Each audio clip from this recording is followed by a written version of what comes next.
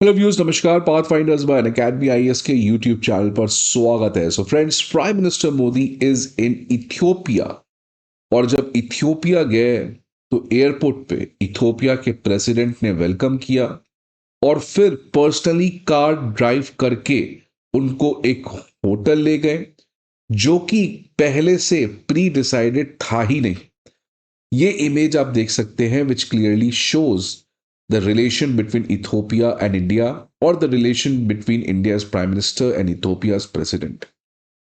ये जिस तरीके से कार में प्राइम मिनिस्टर मोदी को ड्राइव करके होटल ले गए, which was never in schedule, ये कोई आइसोलेटेड इवेंट नहीं है। इनफैक्ट इसके जस्ट पहले प्राइम मिनिस्टर मोदी जॉर्डन गए थे। वहां के प्राइम मिनिस्टर ने रेड कारपेट वेलकम दिया प्राइम मिनिस्टर मोदी को, और उसके बाद वहां के जो क्राउन प्रिंस हैं उन्होंने पर्सनली कार ड्राइव करके प्राइम मिनिस्टर मोदी को म्यूजियम ले जाने का काम किया।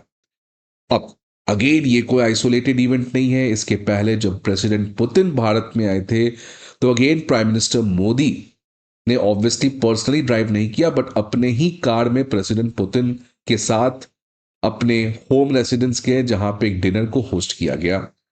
और इस सभी चीजों की शुरुआत आपको पता है तब हुई थी जब prime minister Modi SCO summit के लिए गए थे और प्रेसिडेंट पुतिन के साथ वो एक साथ कार में बैठ के एससीओ समिट में पार्टिसिपेट करने गए थे।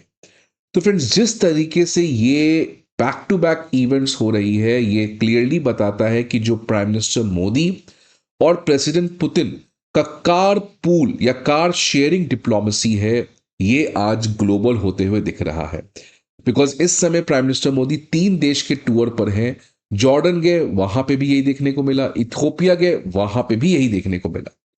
और ये केवल इंडिया के साथ नहीं हो रहा है, बल्कि और भी कंट्रीज इस तरीके से डिप्लोमेसी में ह्यूमन टच, डिप्लोमेसी को आउट ऑफ द बॉक्स ले जाने का जो प्रयास है, वो बहुत सारे कंट्री एक्सपेरिमेंट कर रहे हैं। तो ये जो प्राइम मिनिस्टर मोदी और प्रेसिडेंट पुतिन का कार पूल डिप्लोमेसी है, now it is taking becoming global in nature. आज इस सेशन में हम लोग इथियोपिया और इंडिया रिलेशंस के बारे में बात करेंगे फ्रेंड्स। बट आगे बढ़ने के पहले एक इंपॉर्टेंट इंफॉर्मेशन आप सभी के लिए कि अनअकैडमी आईएएस जो है, it has brought you the free prelims mock test, previous year questions, current affair magazines, weekly news analysis and NCERT note summaries. For all of these, you can go to Unacademy IAS YouTube channel where you will find the description for the links जहां पर जाके आप इन सभी चीजों को download कर सकते हैं. If you have any other information, doubt, you can anytime call on this particular number or visit any of our 4 offline branches, Karol Bagh, Old Mukherjee Nagar, Prayagraj and Patna, and also Indore now finally. सो आपके सारी queries और doubts वहां पे clear किए जाएंगे। अब Ethiopia friends एक African country है, बहुत इंपॉर्टेंट है बिकॉज अफ्रीका की सेकंड बड़ी इकॉनमी है।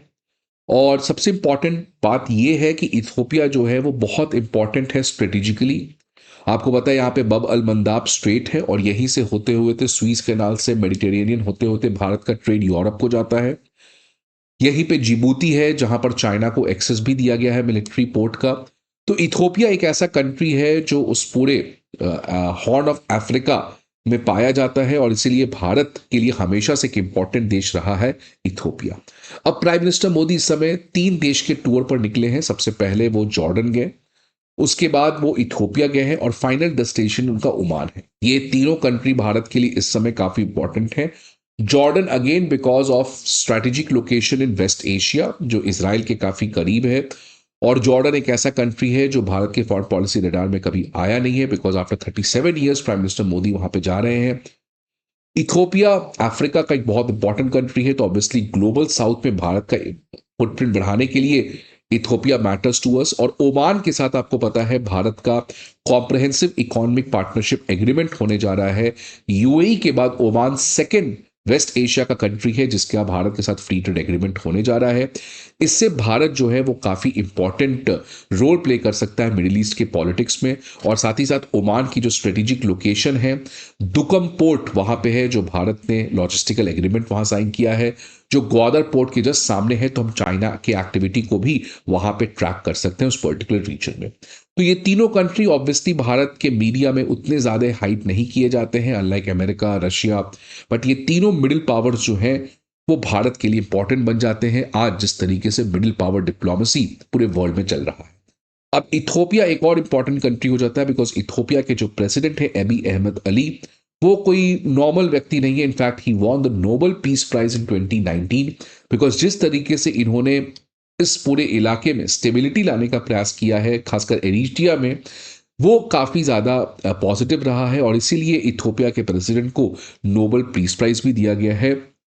अब प्राइम मिनिस्टर मोदी इथोपिया में 16 से 17 दिसंबर तक रहेंगे, और बायलैटरल इंगेजमेंट को कैसे और एक्सपैंड किया जाए, और दोनों कंट्रीज का ग्लोबल साउथ में जो पार्टनरशिप है इसको भी कैसे एक्सपैंड किया जाए, इसको वो इंश्योर करेंगे।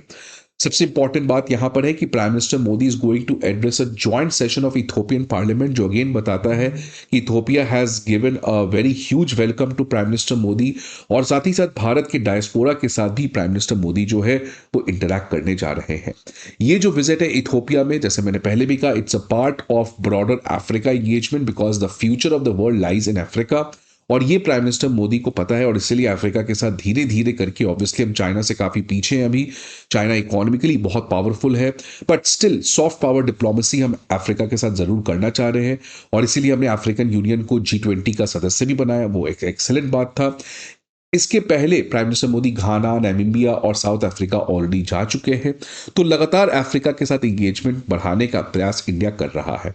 एक और बहुत बड़ी बात हो सकती है ब्रिक्स को लेकर। भारत, आपको पता है, it's going to be the chair of BRICS in 2026, और लास्ट ईयर इथोपिया जो है वो ब्रिक्स का एक नया मेंबर भी बना है। तो इसलिए ब्रिक्स में कैसे चीज़ों को और बढ़ाया जाए, ब्रिक्स में कैसे और मिडिल पावर डिप्लोमेसी को बढ़ाया जाए, ब्रिक्स के थ्रू कैसे यूएन रिफॉर्म और रीजनल स्टेबिलिटी का प्रयास किया जाए, इन चीज़ों के ऊपर भी दोनों कंट्री के बीच में बातचीत हो सकती है। और आज फ्रेंड्स यही नतीजा है कि आपने देखा होगा रिसेंटली इंटरनेशनल मैरिटाइम ऑर्गेनाइजेशन का जो इलेक्शन हुआ था, उसमें भारत को सारे रिकॉर्ड ब्रेक करने का काम किया है। भारत को हाईएस्ट वोट मिला था, और इसमें अगर सबसे ज्यादा किसी ने वोट किया था, और मैं एक और बात बता दूं, री इलेक्टेड, वापस से री इलेक्ट कर रहा था, और सबसे ज्यादा कोई वोट दिया था भारत को, तो वो ग्लोबल साउथ कंट्रीज था, खासकर अफ्रीकन कंट्रीज था। और ये इसीलिए है बिकॉज लगातार पिछले कुछ समय से भारत जो है वो लगातार साउथ अफ्रीकन कॉन्टिनेंट के लिए काम करते हुए नजर आ रहा है। तो ये जो विजिट है, इससे भारत की और अफ्रीका में प्रेजेंस जो है वो बढ़ सकती है। आपको क्या लगता है इस पॉलिटिकल न्यूज के बारे में? Please let me know in the comment box. I hope आपको ये वीडियो अच्छा लगे। See you again some other video. Till then good bye and take care.